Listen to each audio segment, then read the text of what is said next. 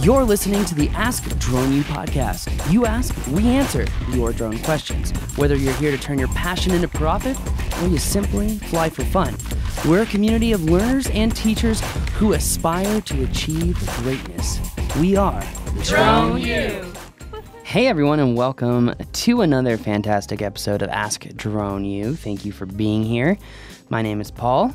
Thank you indeed, and my name is Rob, and you're listening to episode number 858. So glad you're with us. As always, we really do appreciate it. Appreciate all that you guys do, starting with listening. Some of you have reviewed. If you haven't, we'd love to hear from you as well. And those of you that subscribe, we really appreciate that. So that helps us out a lot when you do that. So please do if you haven't. Definitely. Also, if you haven't checked out some of the really good shows of Ask Drone U with On God Sing from Pix4D, or how to conduct a search and rescue mission, please listen to those shows. They are really, really good. If you are using Apple Podcasts, if you actually go to Ask Drone U, you'll see on the bottom that it says Best of the Podcasts. And here, like, for example, it says, like, in the last week, the best of the podcast is systems, equipment, and applications necessary for producing survey-grade accuracy and UAV mapping. The next one is, can you fly over all participants in a drone operation? Interesting. That just is a little help if you're looking for some help. But anyway, yeah, let's play the question, I guess. Hi, guys. AJ here from Gillette, Wyoming. First off, I wanted to thank you guys for everything that you do. I got my 107 on the first try. I was a member for about 2 weeks, so I thought that was pretty amazing that you guys just have all that information right there. Again, thank you so much for all the hard work you put into this. You guys had a podcast a while back about how you recommended that you upload to MLS for real estate agents, as well as create them a YouTube channel. 2 questions with that. How do you upload to MLS? Is there a certain site that you use? Do you have to go through the realtor? And then YouTube, are you creating them their own channel, or are you creating them their own YouTube account? Thank you guys very much again, and have a good one. So when it comes to helping realtors, brokers, if memory serves me correct, you cannot upload a video to MLS unless you are like directly contracted under the realtor, which means you work for the realtor's office as an employee, if I understand that correctly. I have never direct uploaded to MLS. If it is my understanding that you need a realtor's license to even use MLS, meaning to upload data to it, you can use MLS as a customer, as a viewer, but I don't think you can upload information there.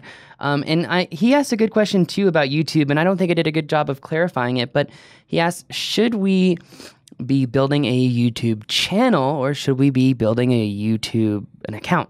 For my client, I had to build them an account. Typically, I build them accounts. I do charge for it because I make a cover image, I make a profile image, I backlink everything to their site. I come up with autonomous keywords and fill-ins for YouTube. Pretty much just helps me make it easier for me to upload videos in the future.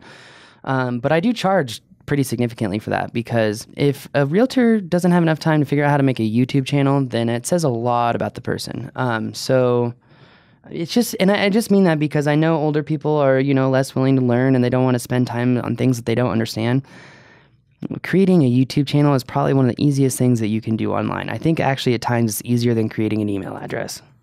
Yeah, I would think that in most cases, I think you're probably going to be creating the entire account for them, right? Most of them probably don't have a YouTube account. True, but it's also just another way to say, look, this is going to help you maximize your reach. Now, here's the thing, guys.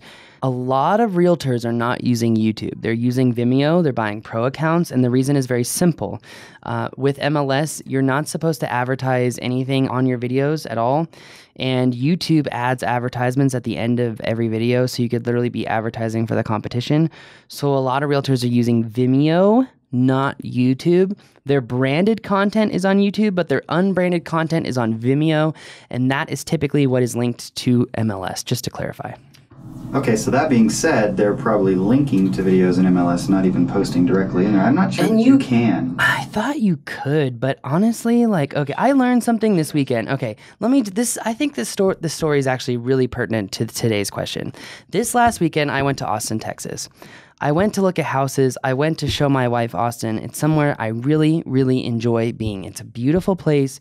The crime is nothing like I mean, literally, it's night and day from Denver. Like, I was actually really shocked. It was more beautiful. Sorry, Vic. There were more hiking trails and more people on them, and there were a lot less homeless people, and people were actively like cleaning up the streets and like, you know, groups and everything. Really empowering to see. Long story short, I wanted to just kind of see if I could maybe look at a house. There was a place in New Braunfels, by the way, that was on the bottom you could have your business, and on the top it was your house. And they were selling. It was $450,000 for a 4-bedroom, 3-bath house and an office. That was just the top? No, that was the whole thing. Whole building. $450,000. So I thought that was interesting, but compared to local prices, it was kind of expensive. That being said, why am I telling this story? I went on Zillow to look at houses, and I realized the power of Zillow more than NMLS. I will never use MLS. I think it's archaic, geriatric, unorganized, hard to use. It's long and the short of it. Whereas Zillow, it's on my phone. It's super easy. I can set the map dynamics. I don't like the map they use as API because it doesn't show rivers and whatnot in very thick scale. So it's kind of hard to see which houses are like waterfront. But I finally said, okay, I want to see this house. Well, as soon as I sent that message, it was not even 30 seconds later that I had 3 text messages from realtors who were pro-level realtors on Zillow who got my phone number from Zillow and texted me to meet me at the house that I was interested in looking at in under 30 seconds. So it's probably automated? Yes. That's how you bring in leads for people. So my point in saying this is, you know, a lot of realtors are building, you know, big Vimeo channels and YouTube channels. But how many realtors are building Zillow channels? How many people are actually focused on becoming that Zillow realtor and putting all their media on Zillow and all their photos on Zillow? Just something to think about. It's another way that you could learn Zillow, offer to upload their videos to Zillow, and add it as another line item for you to charge for. That's why I say it. Perfect. So, love it. Anyway, there's your meat and potatoes for today. If you have a question, go to askadronu.com. Please do not be afraid to subscribe to our shows. You'll get them automatically or autonomously. So if you're ever on the road and you need something to listen to, well, you can hear Rob's sweet voice. That is going to do it for us today. My name is Paul. And I'm Rob. Whoa. On that bombshell, this is Drone U.